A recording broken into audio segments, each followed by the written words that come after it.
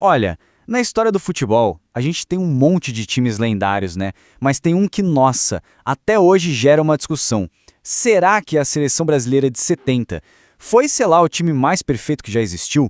É isso que a gente vai tentar entender agora. Então, vamos voltar no tempo.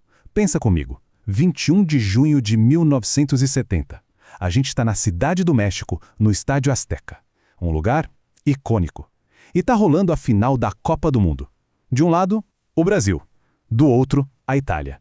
O planeta inteiro de olho. E o resultado? Bom, o resultado foi esse aí, 4-1. Um placar que não deixa dúvida, né? Não foi só uma vitória. Foi um atropelo, uma aula de futebol que entrou para a história como, talvez, a atuação mais dominante que já se viu numa final de Copa.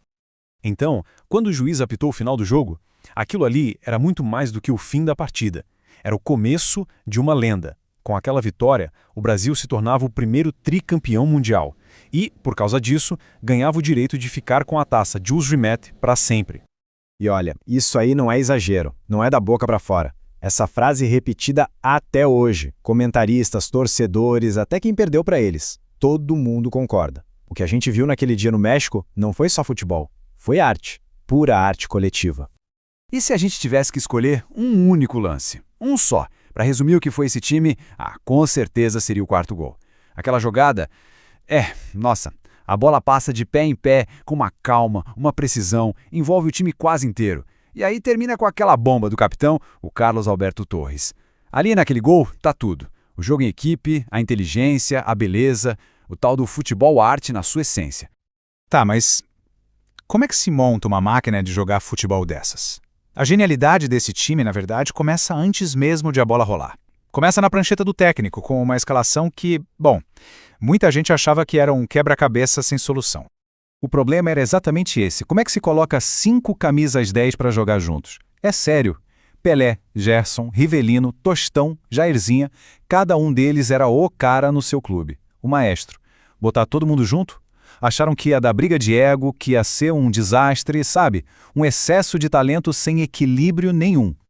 E aqui a gente tem a noção exata do tamanho do desafio. Dá uma olhada nesses nomes e nos clubes. Não era só um jogador bom. Era a estrela máxima dos maiores times do Brasil na época. A missão era pegar 5 protagonistas de novela e fazer eles atuarem juntos, numa harmonia perfeita. E o gênio por trás disso tudo? Mário Jorge Lobo Zagallo, o velho Lobo. Ele não só botou os 5 para jogar, ele reinventou a posição de cada um em campo. O Rivelino foi para a ponta esquerda, o Tostão virou um tipo de falso 9, super inteligente que flutuava pelo campo abrindo espaços. O Zagallo conseguiu criar um sistema em que o talento de cada um brilhava, mas para o bem do time todo. Foi uma aula. Bom, agora vamos sair um pouco do campo e falar do contexto daquela Copa. Porque ela foi um marco de várias maneiras, sabe? O mundo em 1970 era outro, e o futebol estava acompanhando essas mudanças todas. Por exemplo, 2 coisas que hoje são super normais no futebol estrearam ali, naquela Copa. Pela primeira vez na história dos mundiais, os times podiam fazer substituições, e foi também a primeira vez que os juízes usaram os cartões amarelo e vermelho. Imagina só o futebol antes disso. E não para por aí. Na parte de tecnologia foi um salto absurdo. Foi a primeira Copa transmitida em cores para o mundo todo via satélite. Pela primeira vez dava para ver o amarelo da camisa do Brasil de verdade na TV. Aquilo deve ter sido um choque. Só que aí vem a grande ironia da história. Enquanto o mundo todo viu o show da seleção em cores, aqui no Brasil, a imensa maioria da população viu tudo em preto e branco. TV a cores era um negócio de luxo, raríssimo na época. É uma coisa meio maluca de se pensar hoje em dia, né? E essa história tem outras camadas, outras complexidades. Porque a gente precisa entender o que estava acontecendo no Brasil naquele período. A vitória na Copa chegou num momento político, digamos, muito delicado para o país. O Brasil vivia os anos de chumbo da ditadura militar. E o governo da época, do presidente Médici, viu na vitória da seleção uma oportunidade de ouro. Eles usaram o tricampeonato como uma baita ferramenta de propaganda. Slogans como esse aí, Brasil, ame-o ou deixe-o, se espalharam, misturando o orgulho pelo futebol com o apoio ao regime. E a festa da volta para casa foi uma loucura. O país literalmente parou. Os jogadores desfilaram em carros de bombeiros, as ruas ficaram lotadas, foi feriado não oficial em tudo que é canto, E claro, o governo capitalizou tudo isso, recebendo jogadores com todas as honras de chefes de Estado. Mas deixando a política um pouco de lado, por que depois de tanto tempo a gente ainda fala tanto dessa seleção? É porque o legado deles é muito maior do que só a taça. É um legado que ficou gravado na memória em lances e feitos que ninguém esquece. E esse legado se apoia em alguns pilares.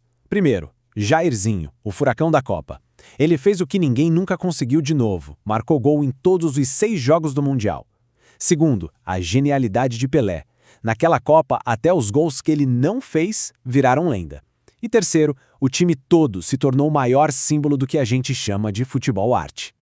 E tem a história da taça, a Julie Rimet, que tem um final meio triste, né? O Brasil ganhou o direito de ficar com ela para sempre, só que em 1983 ela foi roubada aqui no Rio de Janeiro e derretida. O troféu físico sumiu. Mas, no fim das contas, isso só mostra que o que aquele time conquistou é algo que não dá para roubar, não dá para derreter. É imortal. E isso tudo nos leva de volta à pergunta do começo. Será que um dia vai existir outro time como esse? Hoje o futebol é tão tático, tão focado na parte física, na defesa. Será que ainda tem espaço para um time jogar com tanta liberdade, com tanto talento puro, com tanta beleza? Talvez a seleção de 70 não tenha sido só perfeita. Talvez ela tenha sido única, irrepetível.